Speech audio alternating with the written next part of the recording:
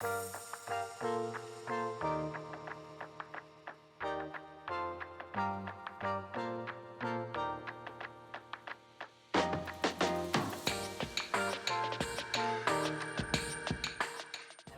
evening, everybody, and welcome to the Loft. How many people have been to the AWS Loft before? Anybody? So we've had the Loft in San Francisco for a few years now. It's a place where you can come and work. You can come and talk to an expert. You can come to a technical session and learn more about AWS and other technologies, or you can come to events like this that are a bit more about how you build businesses. I'm Paul Duffy. I lead the solution architecture function for startups globally. So those are people that you'll see at the Ask the Expert bar here, technical people who have a friendly user interface so that they can answer your questions. And tonight I'm joined by Cheryl Porro, who's the CTO of Thrive Global, and we're going to have a conversation about how you should think about hiring technical people. How many people are in a startup or thinking about starting a startup here? So good, you've come to the right place, and the food and drink hopefully helps as well.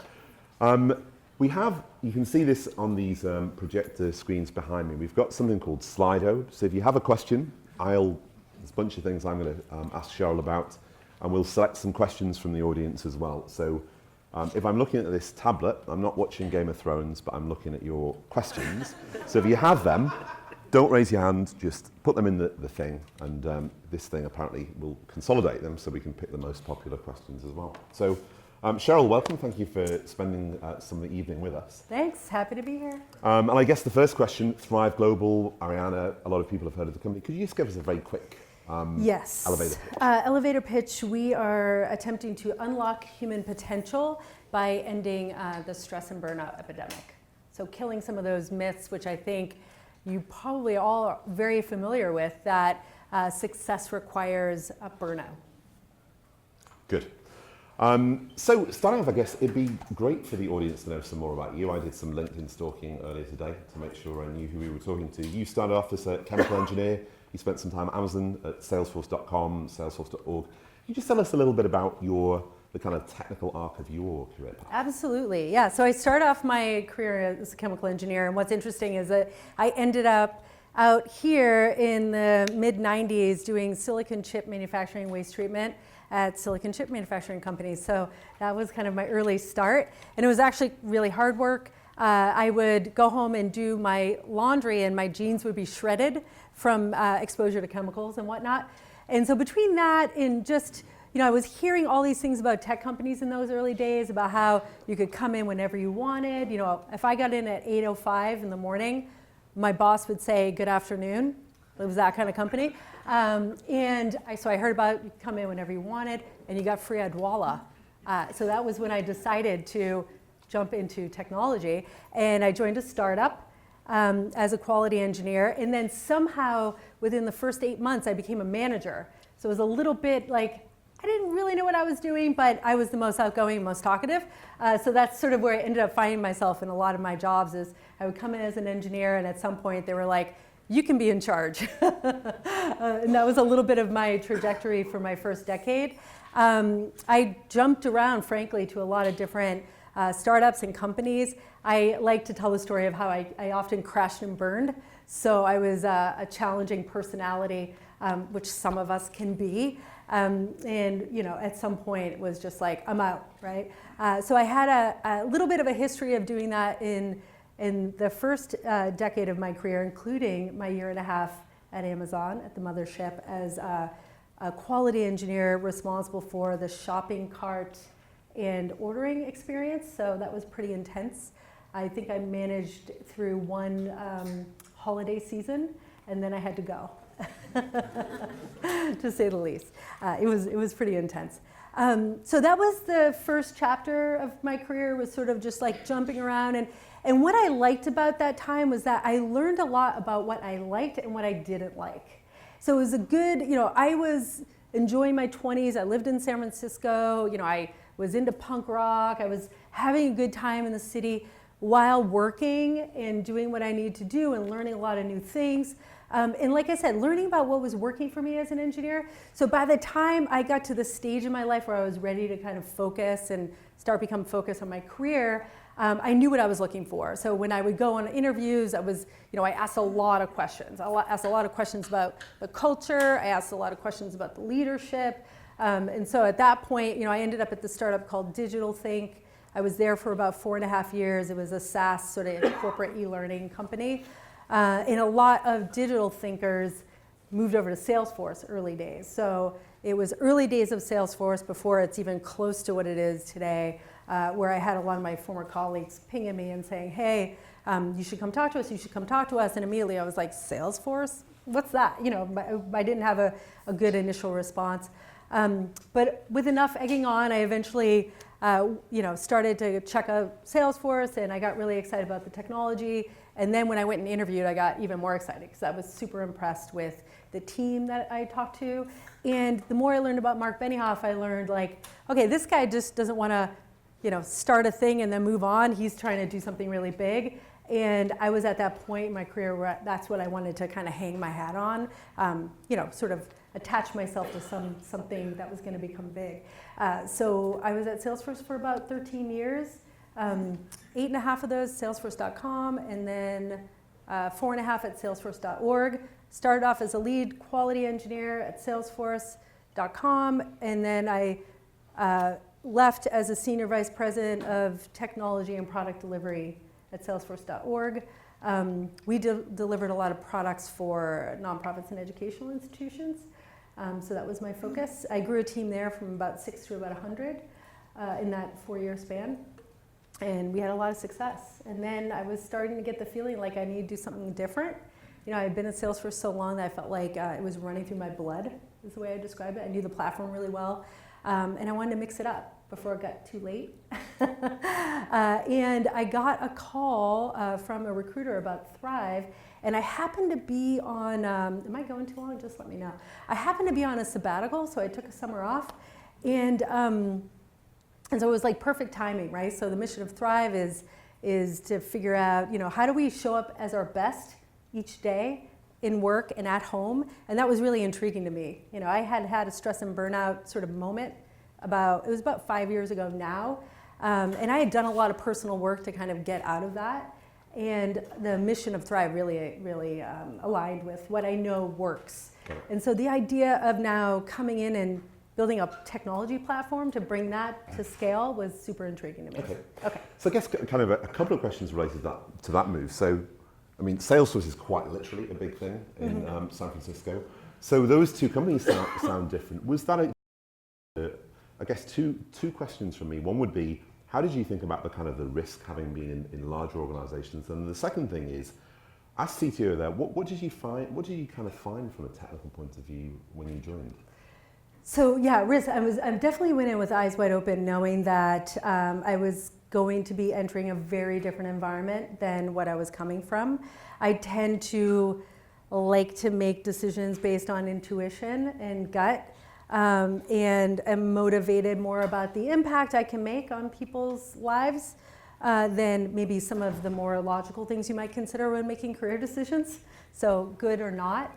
That was definitely a part of why I decided to make the shift. And so I knew it was going to be challenging, and that was what I was looking forward to.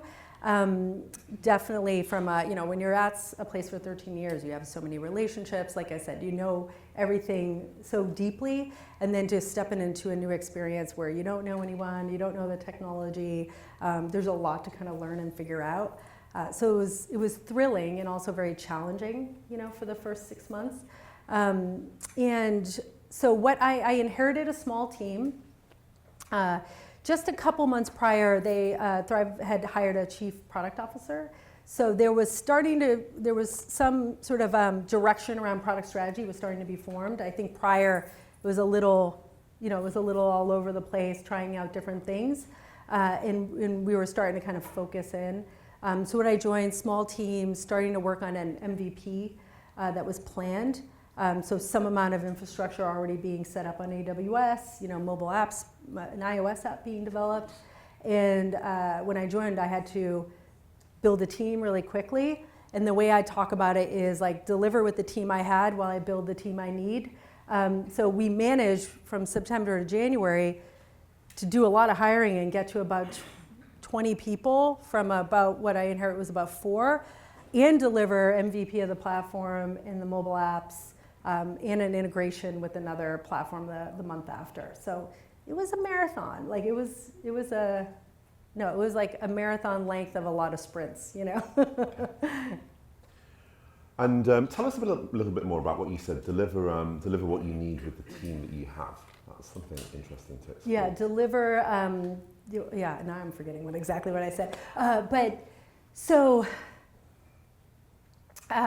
Yeah, it was interesting. So when I was trying to figure out, right, like, what does my hiring plan need to be? What should my hiring priorities be based on what I knew about product strategy and the product roadmap? What I thought was going to be more important first? What are things I could wait on? So the other interesting thing about Thrive Global is we have these existing lines of business. We have a media part of the business, which is very robust. And then we have corporate work we do. So we work with companies to assess their cultures, assess their employees, and then we do corporate workshops. So a lot of our existing relationships are with really big companies. So they're with like JP Morgan and Bank of America and Hilton Hotels and Accenture and SAP. So what's fascinating is that we're building out this new platform, and we need to kind of deliver it to enterprises, like really big ones out the gate, because that's where our relationships are. So you can imagine you have to worry about vendor security, you have to worry about quality, performance, scalability, like really soon. So that was something that was a bit, I think, unusual. But I couldn't hire everyone out the gate. So what I did, for example, when I think about privacy and security, I just recently hired the head of privacy and security. But leading up to that, I got help. You know, we had a vendor that did a vendor security audit for us, for example. So at least we knew where we stood, and we could respond to some of the requests that we were getting from customers. So that's just an example of managing those kinds of needs. Good to know. So before we kind of move on to how you think about building teams, can you tell us a little bit, I mean, what does it mean today to be the CTO? What are the kind of things that you spend your time doing now? And then how significantly has that changed from when you were the first day, when I'm sure it was quite different now? Yeah, well, first off, I want to say that I think CTO at different companies can mean a lot of different things. So there are different kinds of CTOs. For example, at Salesforce, where I came from, a lot of the CTOs were, they didn't have direct reports for the most part. You know, they were the sort of technology leaders in the organization. So, and when you get to that size where you have 300 Scrum teams and all kinds of dependencies and all kinds of acquisitions, like making these technology decisions, bigger, broader things around architecture, and how are you going to handle an acquisition and things like that, require a lot of people who are really focused on that and on that only, and not the organizational challenges you get when you're scaling up from 6 to 100, but then when you get to 1,000 or you get to 5,000, right? So often you see organizations will have more like the sort of people leaders, the VPs of engineering, SVP of engineering, and then maybe chief architect or a CTO, or sometimes there's CTO like more like me who I've been more on the scaling people and organization side than making a lot of like deep technical decisions. I rely on my team for that, and I ask a lot of questions and I get a lot of opinions, and then obviously bring everything I know from my experiences over the last couple decades to help advise in those decisions. So I think it really depends on the organization. And so for me, when I joined, a lot of the initial work that I did was very focused on recruiting. So my first handful of months at Thrive Global, I would end the day with my vocal cords would be sore because I was talking to people so much throughout the day. So that was number one. And then as we started to grow, I wanted to make sure I had an opportunity to influence the culture of the organization before it got out of my control. So I was Scrum Master of our first Scrum team, right? So I set up our Agile process and just made sure that I wanted to make sure we had the right sort of principles in place as we were getting started. And then as I hired more leaders, And we now have 4 Scrum teams, well, Scrum and Kanban teams, like Agile teams. Obviously, I've had to let go. So I'm not directly running any of those teams in that way anymore. But that was, so my day-to-day, I'd say, changes every 4 to 6 weeks. And that's what's so fascinating and fun about it. So we're now getting to the point where we have to manage dependencies across teams. So literally up till a couple weeks ago, everyone could manage their own backlogs and they just go. And now all of a sudden we have like technology-driven projects that are impacting multiple teams, and we have to have, okay, where does this fit in the roadmap, and do those kinds of negotiations. And so that's kind of fun because that's the space that I'm really familiar with and comfortable with. Got it. And when you're kind of building teams, and particularly when you're making these kind of decisions for who you hire first, I spent some time working at Stripe. It's a local startup that's grown pretty quickly, and there was definitely an evolution there in how much more specialized. You talked about people doing security audits. So as obviously as you get bigger, I think it's easier to hire more specialized people. How did you kind of think through the sort of the type of hires that you would make kind of right now when you were starting, and when you sort of evolved to be able to get more specialized? So, well, what's unique about our situation is that Thrive is, even though we were just getting started with the platform, the company had been in business for a while and had pretty good revenue stream and had just raised Series B. So the good thing for me was I had a lot of runway for hiring. So I like to think big. This is something I learned at Salesforce. So I lived through 13 years of growth. So it was always around growth and thinking big. And so anytime I would come in with like, hey, here's my plan for the year and the hiring I need to do for it, it was always big. And then I would scale back, like that was my MO. Think big, go big, and then scale back, which I think is the right, especially if you're in a high growth environment, it's the right way to think. Each leader needs to represent their function. And if you're not coming in advocating for what you can deliver as an organization, especially within technology, then you're doing the company a disservice, right? Because you might be limiting the potential of the company for not thinking big enough. So I have a tendency to do that. And what has been fantastic is like I had this pretty much open field ability to hire. So went from 4 in September, we're at about 20. I have 10 open recs, right? And that's just through the rest of the year. So that's a lot of growth. And because of that, I'm able to specialize really early, which is great. Definitely, like there are a number of folks that have full stack capabilities and places they like to focus. I love versatility in an individual because, roadmaps can change. And so maybe your needs on the React side are gonna ebb and flow versus Node, So it's nice having people who are versatile and who can flex based on the needs of the organization. But in some cases, the specialties are kind of important, in particular with like iOS and Android development. We've hired some experts, one that's in the room, excellent, that can really accelerate our ability to deliver. That maybe someone who's just a bit of a generalist and doesn't have as much deep expertise might not be able to deliver. Got it. And then kind of bouncing off a question that I think came from the audience based on some of the things you said. So I think that arc of the CTO role is interesting. With a lot of the early stage startups I work with, sometimes we'll find that sometimes the technical co-founder or one of the early engineers sort of becomes the de facto CTO because they're the sort of the most tenured thing. And one of the questions was the CTO might have been the person with the vision. They might not be the best person at managing technical people. How do you think about that kind of role evolution? Is that the obvious CTO? Should you want to hire a CTO later with better skills for managing people? How do you think about that particular transition? Yeah, I mean, that's what I do think that's true. I think in the very early stages, having someone who's very hands-on, who's like that sort of co-founder, the builder, CTO is really important. And it can get a bit unwieldy. So if people don't have a lot of people management experience or experience sort of leading teams and that kind of all of the dependencies and those other things that can happen, it can become quite challenging because, we are complex, right? We're challenging. And what I find is like a good 80% of the challenges I face on a regular basis are people related and not technology related at this stage. And then I think you get to the point, so you start off really needing the technical depth.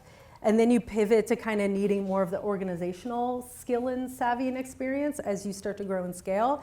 And then at some point, you're going to circle around and need that technical depth again around, okay, if you're wildly successful, oh shoot, now we have this thing and it's a little bit of a hot mess, and what are we going to do about it, right? And then you want to bring in someone who's maybe helped unravel some of what can happen when you're in a high growth environment. And technology, like your decisions you made a decade ago might become outdated, and then you have to figure that stuff out. So.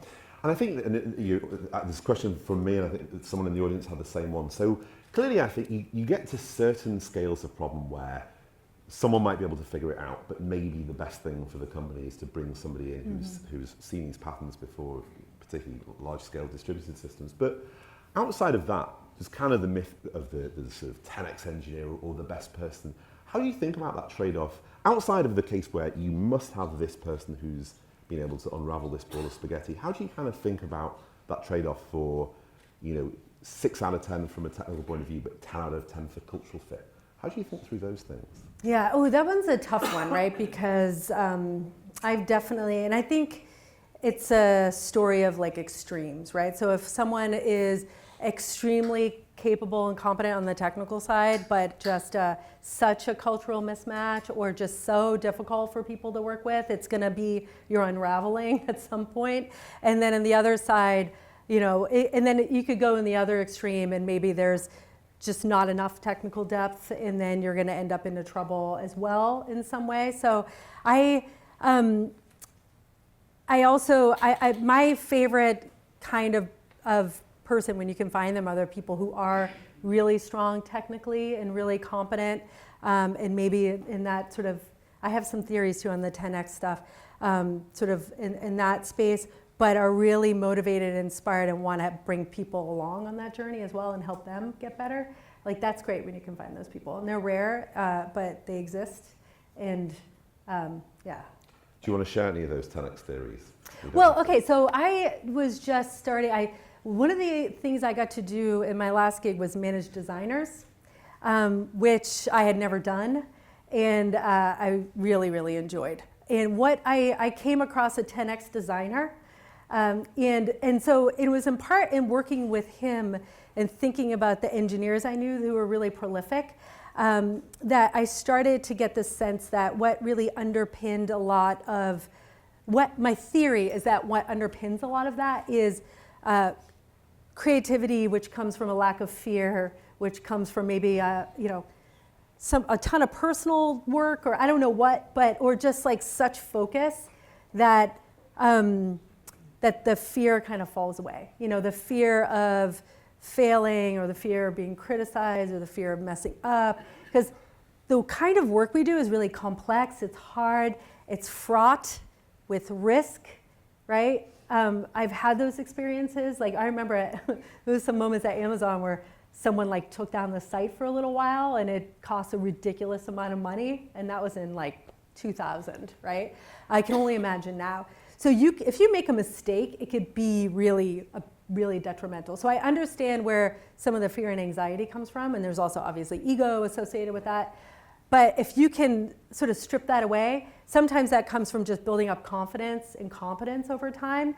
But other times I think it's just, some people maybe have done, like I know I do a lot of personal work in this space. So I know it helps me. But that's what I see as just this like creativity fueled delivery, right? There's just a freedom there. So yeah, that's my theory. And so then when you're hiring, I mean, at Amazon, so I spent a lot of time doing hiring, and we're very clear about this on our website. If anyone's ever been through an interview with Amazon, they'll know this, that we focus a lot on our leadership principles, which are very important to how we work. So customer obsession is kind of the top one there. Clearly, no one would hire a developer who can't code, but there is some balance between the best developer who may be able to knock the cover off the ball from a coding point of view, but doesn't feel like they'd be right for the way that we think about the company. How do you think about that when you are doing interviews? Yeah, I mean, for me, it's a lot around willingness to learn, so even if they're not at like, if you're kind of thinking of someone from like a 0 to 10, they might not be at a 10, maybe they're at a 6, but they have self-awareness around the fact they're at a 6 and they're willing to learn, like that to me is better than, than not. If you can't find the 10, finding that 6 with self-awareness and a willingness to learn is great. The self-awareness thing I think is key, because if the self-awareness doesn't exist, you're gonna invest a lot of time and energy and maybe never get them there.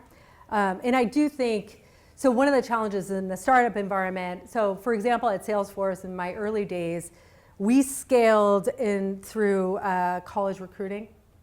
So a good 50% of hiring came through like summer interns, college hires, and we had a ton of infrastructure to bring them to onboard them, both from a coding standpoint, from a understanding the technology standpoint, from a how to behave at work standpoint, lots of training, there's just, you're a big company, you have a lot of infrastructure. At a startup, you don't have that. So you kind of have to hire people that know how to behave at work and have a certain amount of skill. So not only from a coding standpoint, but just a working together standpoint. So that's definitely something we look for. I would love to get to the point where I could start doing some college hiring and recruiting, but you just need to have enough people to support that, as an example. Got it. We had a question earlier. I mean, I think everybody knows that hiring software engineering people can be very time consuming. I think lots of people have different opinions on whiteboard coding and all these kind of things. What has worked well for you folks in terms of how you literally do? Yeah, we try to, so we have like a couple of paths, right? So if you come in through a referral, if someone's worked with you, we kind of know your background, your ability in some way, shape, or form, you're going to bypass a lot of that early vetting that gets done and go straight to more of a whiteboard kind of conversational interview on the technical side. And then it's mostly focused on fit, passion for the mission, fit for the culture, and those other things. If we know nothing about you and maybe you have 3 or 4 years experience, we'll do like a coding assessment. That has some amount of value. It's usually the basis for the conversation, like the next conversation. So one of the things I ran into as an example was, I'm trying to hire the team. Ideally, I'm going to find the lead of the area, right? So the discipline, and then they can hire their team, and that wasn't always possible. So in one case, I needed some React skills. I was having trouble finding the team lead for that role, and I had someone that we liked, and I had a good sense that they would be good, but I don't have like a expertise in React. So what I did was I pinged one of my friends who I know is really good at it, and I had him help me out by looking at the coding test and having a quick conversation with that person. So that was the way I got creative in dealing with doing that assessment while not having the skills myself and then not having the leader. So the good news now is I have the leader for all the disciplines, so it makes it a lot easier because they can do the initial technical screen if if it's not a referral, we don't have a background. A good sense of someone's background, and so it's really helped from that standpoint as we've hired. How many people in here would describe themselves as a non-technical founder, or would see them as being that kind of thing? So that sounds like some kind of practical advice for these kind of people. So if I went to see a knee surgeon, I would have no real ability to assess them from kind of a technical point of view. I don't know very much about knees other than walking on them. So what are some techniques? Should they find friends? Are there other things that would be useful for people who really literally don't know whether they pass the sniff test themselves? I mean, I think if you have advisors or friends or people you might have worked with in the past that have that expertise, that is a good place to go. I think the other kind of place to look around is in meetups or at hackathons or other place where I think people's capabilities are more on display, you can kind of get a sense. So I think there are these kinds of techniques, but most definitely if you can find someone who can help you, that would go a long way, or until you can hire a leader that can help you with the technical hiring. Got it. And I think you made an interesting point about college hires. I mean, that can be, I've seen the same kind of thing happen. Is there a kind of obvious profile for that kind of, and particularly for the people who are in early stage startups, for that like first hire? Is it a sort of Goldilocks thing that they should avoid someone from a huge company who's going to be floundering without structure? and they also don't want to go to someone who's so early in their career that they haven't built enough. Is there a Goldilocks thing, or how would you? Yeah, gosh, it's really, that to me is sort of hard to say, because I've seen you know, people be able to transition. You know, I know myself personally, I'm pretty adaptable and flexible. So I just happen to know that about myself, and have been able to kind of adapt to what, you know, my day-to-day so far, my 9 months at Thrive Global is like nothing like my day-to-day at the job I just left. If we're continuing to grow, we continue to be successful, my day-to-day will become more, they'll start to become more the same. But you know, it's been fun, and it's been fun to kind of do something different, roll up my sleeves and learn again, right? So I think you're looking for some adaptability. And I'm sure, I mean, I ask for around a lot of that, and you look for that in people's resumes, you know, what kind of things have they done, and have they been in different experiences? I ask a lot about, because for me, what's important when someone joins, you know, and no pun intended, I want people to thrive while they're at Thrive, right? So I want to be very transparent about our culture and the way we work. I don't want to, you know, I don't want to trick anyone into joining and then have them be unhappy. And then I want them to tell me when are you at your best? Like, when do you feel like you've contributed at your best? What are things that work for you? What are things that don't work for you? So those kinds of conversations I think really help, regardless of whether they've been at a startup or a big company.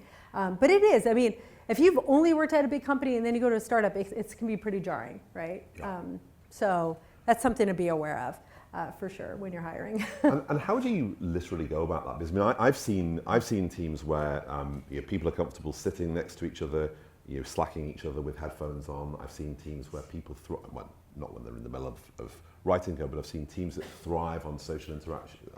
Trying the thrive thing there, who thrive on social interaction. We're very clear when we have interviews on what our culture is like. Mm-hmm. You know, different people have different preferences for what they want. Do you just tell people in the interview? Do you try and have people go to lunch? Is there anything? Yeah. And well, what's a little bit tricky too for us is we're headquartered in New York. We have an office here in San Francisco, and then the engineering team is actually a third New York, a third SF, and a third remote work from home in the US. So we can't always do the in-person lunches. You know, we have to be able to have these conversations remotely. I think the experience of the remote engineer is very different than the experience of, especially folks in the New York office, because that's the hub and it's busy and there's a lot going on. In fact, our remote engineers are far more productive, I think, for that reason. But it's different kinds of questions and considerations when I'm talking to folks.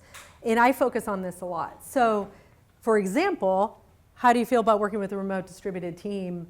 Do you have experience with that? If someone is remote, I most definitely want to make sure they have some of that experience coming into it if possible, because it's a bit of an art, you know, making your presence felt when you are in, you know, off in another state from your colleagues. The advantage we have, so my last team was about 90% remote, distributed. So I had some experience with that. And, you know, I inherited a New York SF sort of 2 offices to start. So we already had to figure out how we're going to work together across time zones, across, you know, not being co-located. So that's just an example of something that would be really important to me to get that, to make sure people understand what they're coming into. And, you know, we are, so for example, maybe because I'm the CTO, and for example, our first engineer in SF is a woman. We're about 35-40% female on the team. So that's a little bit different, you know, from most teams. We're pretty diverse. And so that's another element that we talk about. We talk a little bit about, you know, the distribution. We talk about the diversity, make sure people are cool with that. Usually it's all good. And then a little bit about what's unique at Thrive. Got it.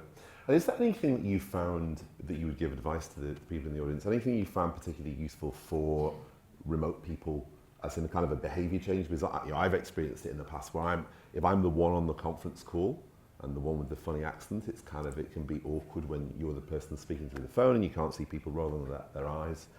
Is there anything that you've done that's been particularly effective for?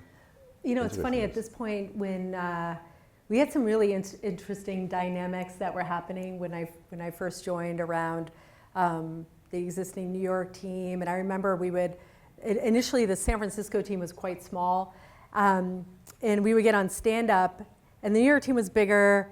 And they weren't super happy about the change that was happening with the San Francisco team and all that. They were a little concerned, right, what was coming. And so the body language was very standoffish. And one of the things I have is a lot of EQ and empathy, and I can pick up on body language. Often, in the office, at my old place, I might see someone who's not even on my team, and I can see that they're slumped over, they seem unhappy, they seem like the weight of the world is crushing them, and I will talk to them, or I will talk to their manager, because I care about people. I don't want to see them in that state. That's partly why I'm at Thrive. And so I was picking up on these dynamics, and what I like to do is just deal with it out the gate. So for example, but now we dealt with that just by having really open, direct conversations about, hey, what's going on? I see the body language, I'm not going to let it rest. I'm going to have the conversation. And then talk about things in retros. I try to be really open with what I think is working or not working, what I might be working on personally, to kind of get better at what I'm doing and get better as a team. So I think creating this environment where people can sort of speak up is important.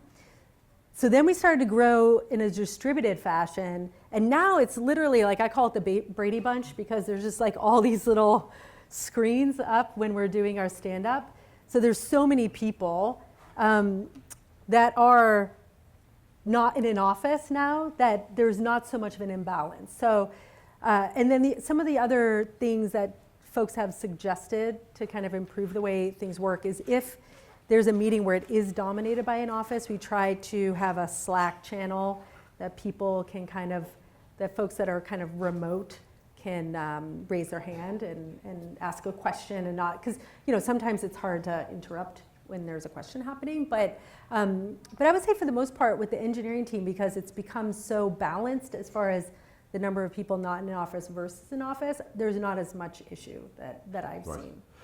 And sort of segueing onto that into a different class of questions. So one thing, you were fortunate when you joined Thrive that you had funding to be able to go and hire people. Some companies are earlier stage. So I guess two questions related to that. One would be, how, have you seen by other people you've dealt with or other situations how that might be different? And then specifically for the remote thing, if you were giving advice to the audience that we have here,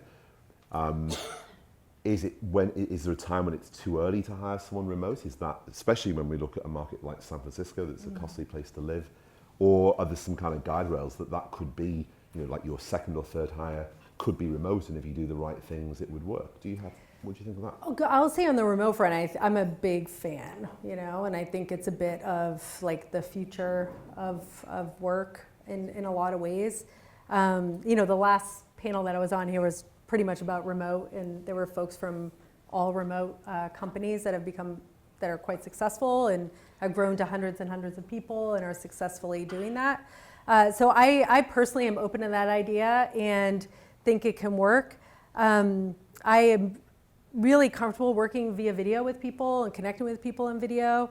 So I have colleagues. I've been to New York 2 times in my 9 months, and I have some really strong relationships with people in New York that I've managed to just create via video. So I think it's doable. It just, if anything, it just takes being open to, being open to having those connections with people, getting to know people, and I think most of us are like that. We don't want to just get to work. We want to say, hey, I want to understand you a little bit, and you can do that on video these days. It's pretty good. Now, the first part of the question was, if you don't have a lot of runway to hire, I know, and I have used, so I know Thrive was using some external vendors in the early days to get some stuff built. So that is definitely an approach. And I know when I became CTO at Thrive, I have a lot of people pinging me about such services. And thankfully we're able to grow the team, so we're kind of focused on that. But there are companies out there that can help you, right? So I do have a relationship, for example, with a company in Uruguay. It was pre-existing, and they built things for me in the past, so I know them really well. I trust them, and they are building some stuff for me right now, as an example. So that, if you have those relationships, it's great. If you don't, it's tricky to figure out who you can, who a trusted partner in the development. So I think the best thing, what I would do if I had to rely on using like an external group, offshore, is I would ask friends who've used such companies in the past, and do they have trusted relationships that they would pass on. Got it. And then I think related to that, for those people that you would hire, large publicly traded companies obviously have a way that they can compensate people that's different than some earlier stage startups. How do you think about that? What's good advice for people when they're thinking about that kind of thing? Yeah, it's interesting. It's tough. So one of the things I've seen evolving over time, which I find fascinating, and this was, so prior to joining Thrive, I was at Salesforce.org, right? We serve nonprofits and educational institutions. And I remember it was just as I was sort of transitioning out, I was having a conversation with some nonprofit tech leaders that I work with, saying how basically like they had cornered the market on purpose-driven work for a really long time. So they could find technical talent out there by talking about their mission, their purpose, the good they were doing in the world. Now, everyone has a purpose. Goldman Sachs has a purpose, and I get it. They do, right? They provide value, and that's wonderful. But it's making it so challenging for example, nonprofits to attract talent, because they can't give you equity. The pay is going to be lower. And then when you're now competing with everyone having a purpose, you have to just get really creative about how you're going to attract talent. So we also have a mission and a purpose. Thankfully, it's one that tends to resonate with engineers, because I think a lot of engineers suffer from stress and burnout. So there's like immediate oh yeah, I get it. So that is wonderful. But otherwise, I've had to get pretty creative. So one of the things, for example, we did in the fall was, so our CEO and founder, Arianna Huffington, would come out every couple of months. On the Uber board, she'd be out for a board meeting or an event. And so what we would do, we started to do this, is have like a recruiting get-together, kind of lunch or cocktail hour or whatever. And it's funny because there's two of the folks on the team who who came to one of those, so they're going to remember that experience. But so we decided we're going to make the most out of this time, right? So if you have anyone associated with what you're doing that has some kind of draw, like use that person, a board member, anything, or yourself if that's you. So anyway, so she would come out in town. We planned this thing. We would interview just on high gear leading up. So I wanted to kind of stack the event with 10 to 12 people that I would say I would have made an offer to. And I just both needed Arianna to be on board, and it was kind of like our close, right? So we did this a few times. We get 10 to 12 people. And this one time in particular was just magical. She told a story of why she started Thrive, where the company has been and where it's going. She did an amazing job. And then everyone went around the room and talked about why they were there. So at this point, we had done a lot of the deep dives on the technical screening and everything else. So now it's just the story. And then as we went, person to person, you could just see it kind of building up. And then we had the current team, which was about 4 or 5 of us in the room. We all told our stories. And I literally closed 5 people out of that event that have been hugely impactful. So that's just an example, and it was just an idea, and now it's you have to get creative. You have to leverage whatever it is you have that makes you stand out or be special. And yeah, because it's tough out there. And to sort of read that back to you, it kind of sounds like what you're saying in a way is your missionaries are more the kind of people that you need at that stage versus mercenaries. And I think both of those are obviously perfectly valid for people's personal situations, but it sounds like the missionary thing may be much more important in the early stage. That was important to us. Like, I don't think it depends on your situation. You know, that was important to us because just the nature of the company, you know, even though, like I said, we're just getting started with the platform, we're pretty high profile already, a lot of big customers, you know, a lot of like what we're trying to do is a little bit unique. And Ariana wanted that. Like, she wants people who are excited and passionate about the mission. So, you know, and that might not be what you need at a certain point in time as a startup. Okay. So. And kind of related, you're a keen supporter of the LGBTQI community. How are you thinking about, how are you happy with diversity at Thrive? And what's some kind of practical advice, particularly for when people are starting to build teams, to make sure that they can build diverse teams? We have a pretty diverse team, which I'm really proud of. And there's a few things that I think we do uniquely as a company and a culture that I think help. And then there's a few things that I try to do as a leader to help facilitate that. So one of our values and number one values called compassionate directness. So if you've heard, for example, of radical candor, it's a bit like that. The idea that in order for people to kind of get better, they need to hear feedback. So it doesn't help if you don't tell someone if they're doing something wrong or messing up, or, you know, maybe could improve in a certain way, or even if it's positive feedback and you never share it with them, like, you're never going to get better if you don't know these things. But it's hard to do, it's scary to do. But if you come at it from a place of compassion and intent to help, an intent to learn from the conversation, it could be real opportunity.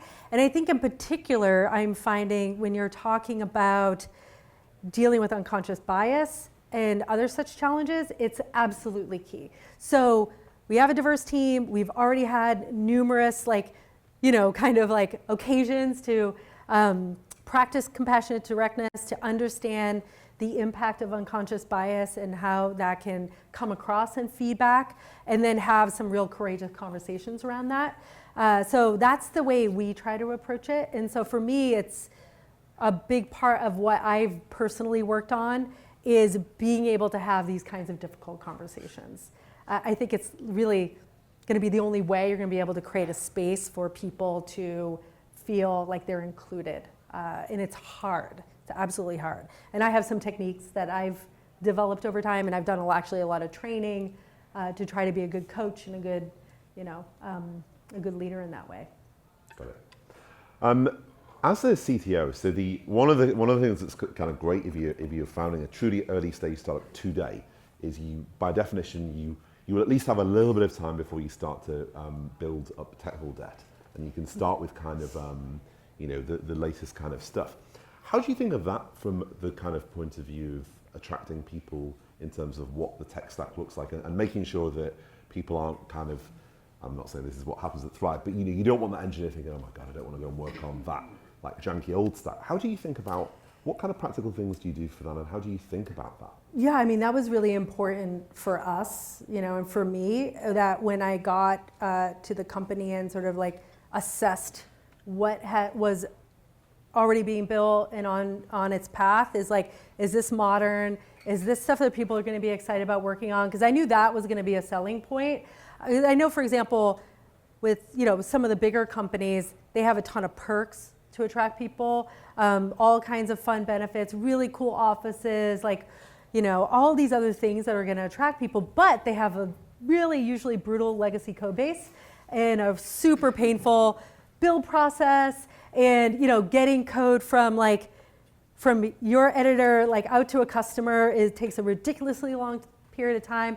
And so in order to kind of combat the pain of that, you have to give them other reasons to be there. Maybe it's career growth opportunities or other things like that.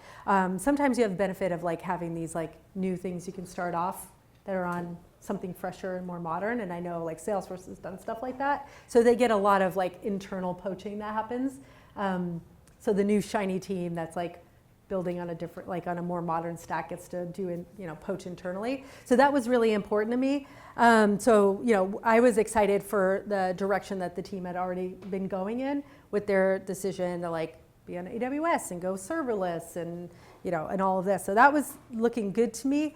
And I was excited. And what's interesting is we've already had to do some refactoring. So that's exciting to get a chance to do that. And I will say that for the team that is in the process of doing that, they are really happy that they have the space to be able to do it. So I think one of the things that can happen especially in the early days, in your desire to get features out as quick as possible, is you might put those things off. And then that will become a challenge for your engineering team over time. And it's fact going to slow you down over time. So we took a few weeks to do some refactoring, so it's a near-term hit on feature delivery, but it's going to make us a lot faster going forward. So thankfully, I gave the team the space to do that, and they're super grateful. Yeah, it sounds like that's very important. I mean, Yes. A lot of people think of technical debt as kind of like the mainframe in the back, but it seems that it's much easier when you start I talk to get into that soon. Yeah, you just get into it all, have it be a part of what you do, have it be a conversation you're having with your chief product officer and your product leaders.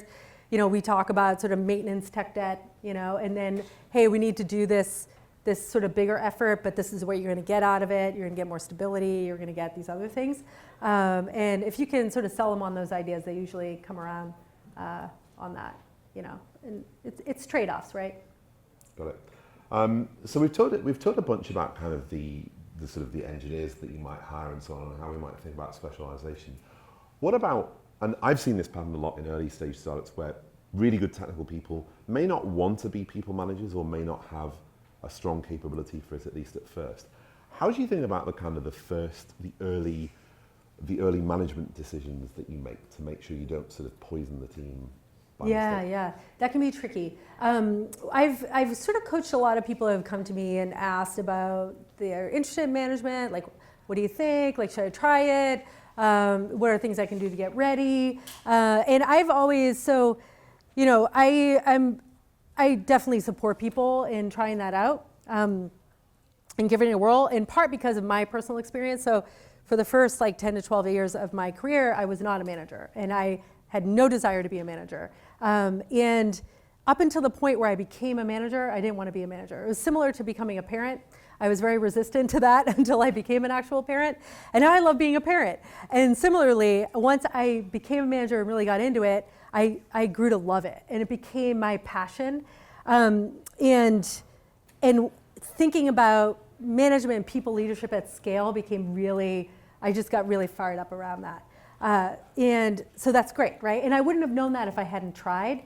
But the reality is, even at Salesforce in my first couple of years, my first 2 years, I went from leading a team of 3 or 4 to managing a team of 19.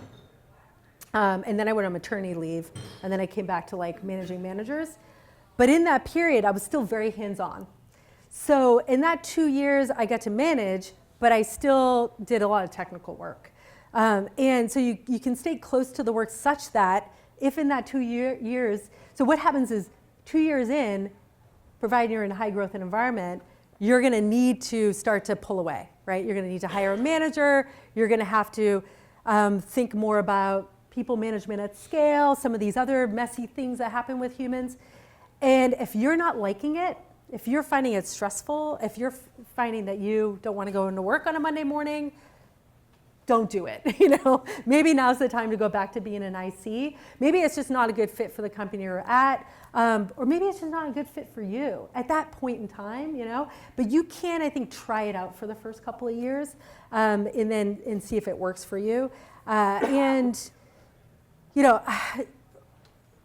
A lot of startups, even at Thrive, we have a lot of new managers who are new managers, and that can be tricky because you don't have the infrastructure to help train them in becoming good managers.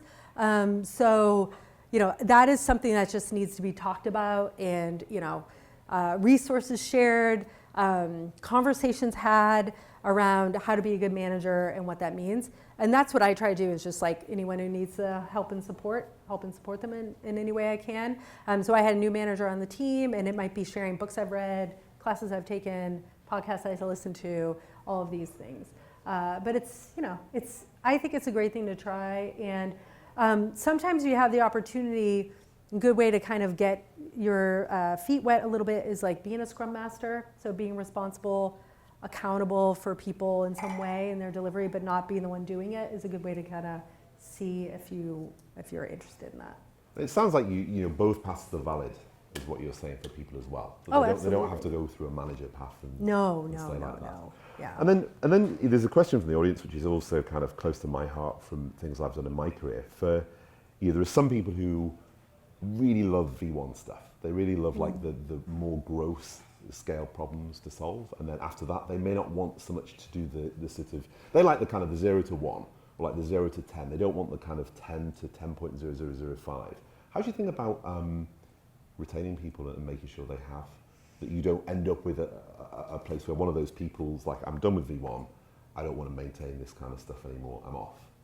Yeah, I mean, first off, I think that is valid situation, right? If someone wants to be there for a certain phase, that's okay. And if they really truly don't want to be there for the next phase, that's okay. Knowing that and being prepared for that and having plans to make sure you're not left, with a hole that's like really hard to fill is going to be really important. But even recognizing that this is what someone's really into and they don't have to stay forever is okay, in my opinion.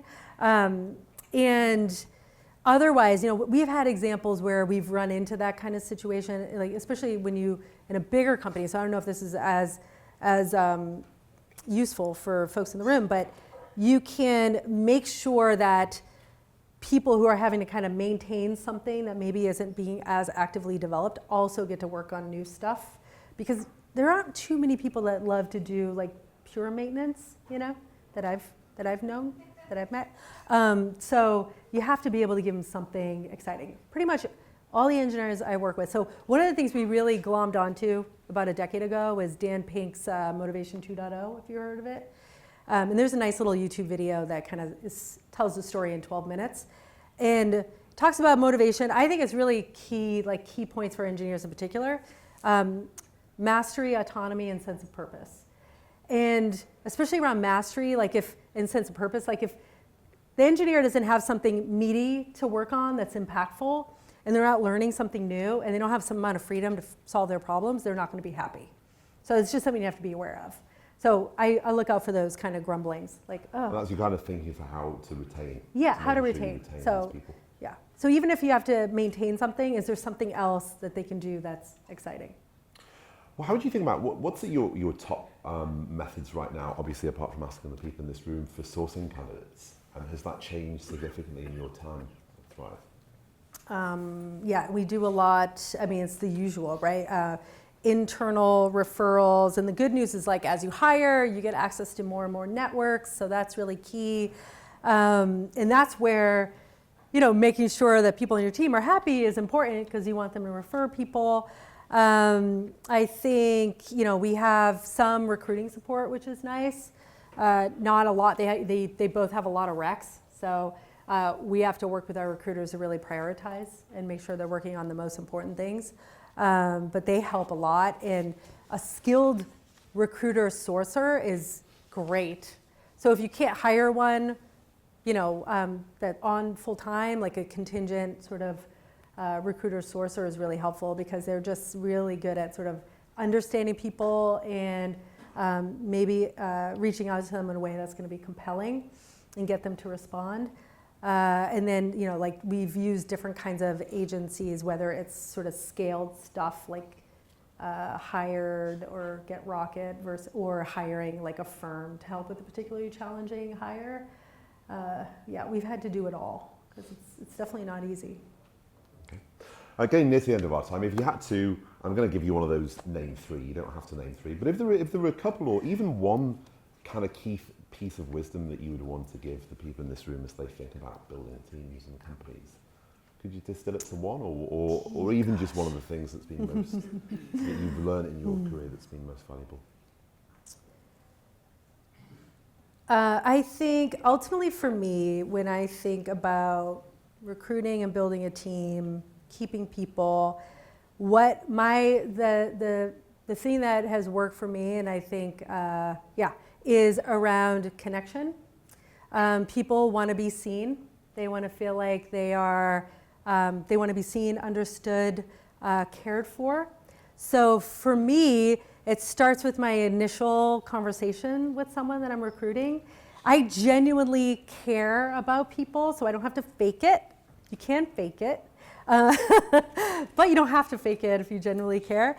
But for me, it starts there. So I genuinely care about creating a connection with someone, finding out what makes them tick, helping them grow in their career. And that really goes a long way, because in the end, you can offer a bunch of opportunities to have an impact, learn new skills, perks, money. But what I find, generally speaking, even for some of the toughest exteriors that I've been confronted with, deep down they just want to be seen, they want to be appreciated, they want to feel like you care about them. So yeah, that's it. Excellent. So in closing, I haven't honestly, this thing reminds me a bit of being in a silent disco where I can hear the music. So I've seen a bunch of questions and woven them into the discussion. It really wasn't Game of Thrones, I promise. We're coming to the end of our time. When I was talking to Cheryl beforehand, and she was talking about the importance of sleep and bedtime, which you'd expect from someone at Thrive. So I hope you found this useful. Thanks for coming, and please let's thank Cheryl for being a great sport. I hope it was useful, for sure. Thanks, Cheryl.